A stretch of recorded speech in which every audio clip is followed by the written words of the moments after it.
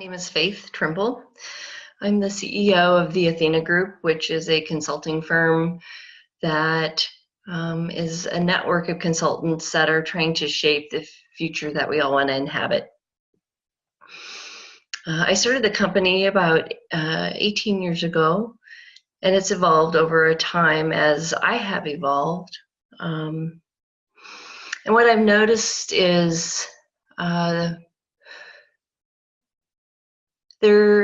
think the reason I started the business is because I believe there is a better way, a better way to live life, to do work.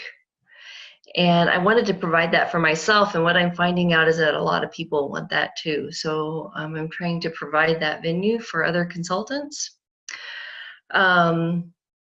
And oh yeah, we have these clients, and our clients are mostly state and local governments with some nonprofits.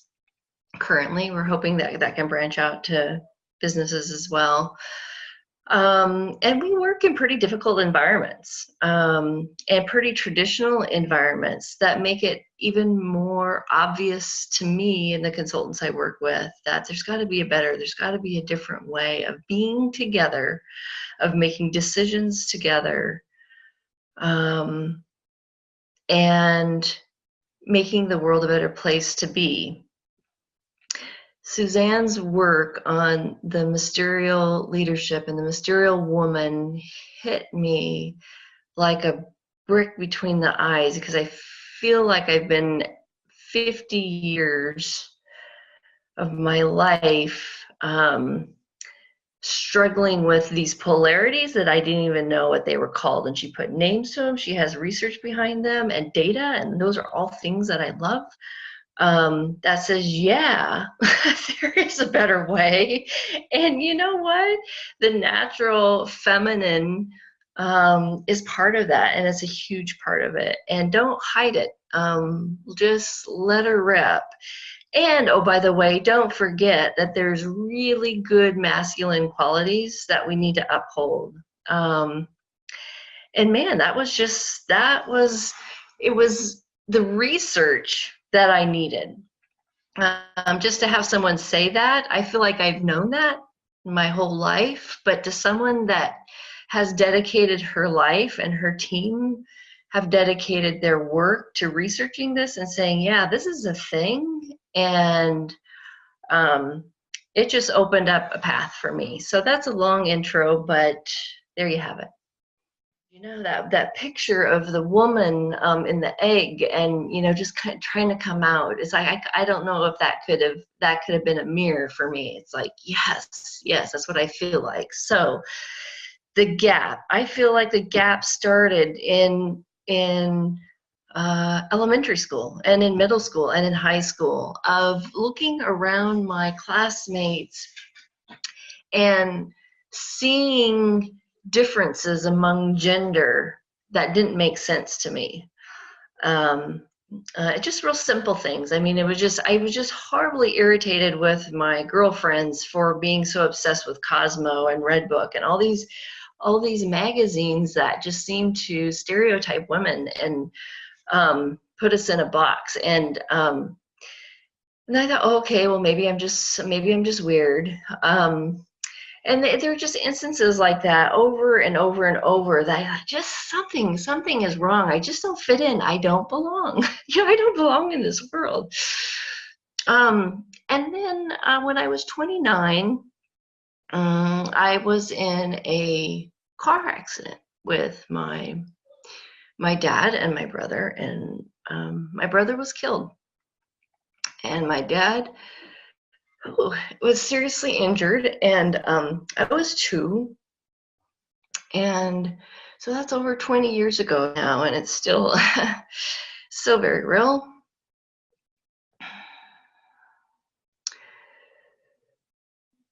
But it's those kind of things that happen in life that you have to ask yourself, what's the purpose of life? And why am I here? And that question has stuck with me since 1994. And I've been on a journey to understand that. Much of the reason that I started my business in 2000 was because I started to have children, and I knew what real pain was like, and I thought, what the heck, I'm just going to quit my job and start my own business, because I really think that you should be able to structure your work around your life, not your life around your work. And this work with Mysterial Women was definitely a huge door of here's the next step. It's time for me to really work in all of the domains. I mean, I don't remember what she calls them, but from the mother to the hero to the father to the maiden to the crone. I love the crone, this idea of being a full human being with capacity of having these full feminine and this full masculine qualities. To be there, I think I can feel my purpose. I still don't really know what that is, but I feel like, man, if I could tap into that, if I can tap into that, I can die a happy person, and hopefully others will be happy because of it too. And what I'm understanding is that I have some really deep-seated anger, this underlying hyper-masculine patriarchy that I have grown up in. And actually, I've been growing up in, I guess, in this transition into more of a masculine, and I'm just wanting it to go faster. And I'm just pissed about it. And I didn't know I was so pissed. Because I'm pretty good at stuffing anger. And I believe it's the aha is that's getting in the way. I feel like she embodied everything that she is trying to explain. So you had the compassion, you had the heart, soul, and the gut.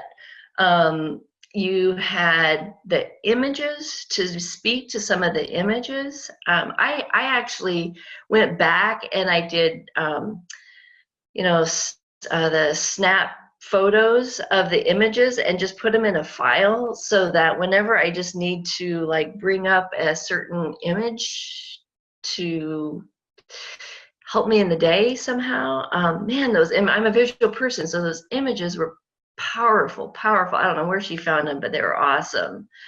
Her voice and her manner was calming and reassuring. And then the katas, that brought in the action to me. And, so there's this physical embodiment too. So it's visual, it was body, it was heart. It just hit all of the things that are important, I think, to feminine leadership that is missing in much of our leadership. I think it's in the depths of when I start spiraling down in sadness and depression. I let myself feel that, and then I bring myself back to my vision and my longing for purpose. And I've noticed that I spend more time, if I spend the time in the morning for that contemplation and that kata and the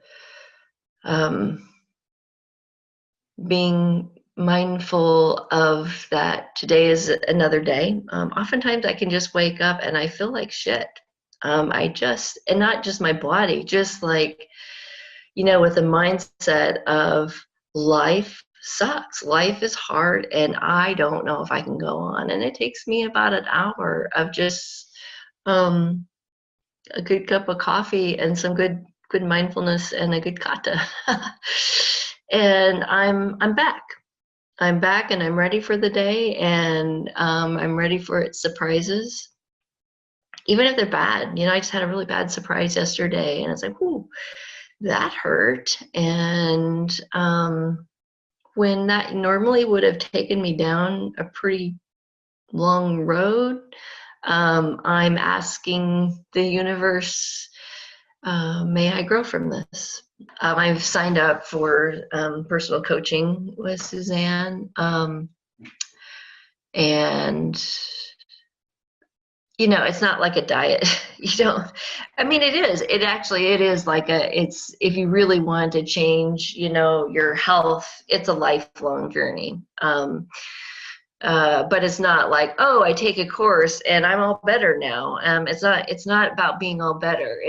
It's about a journey. And this work is part of my journey. And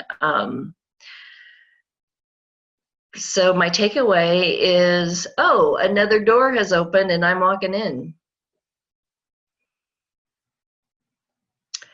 Yes, I would recommend it to women. What I would say to women is, if you feel inside of you like you're about to burst, if someone can't hear you, you just can't be heard, whether it's at the boardroom or if it's in the bedroom or if it's in the,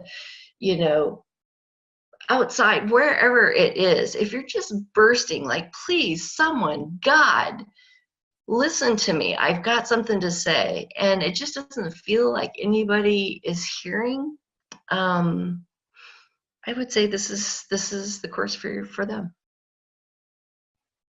Well, I hope it helps.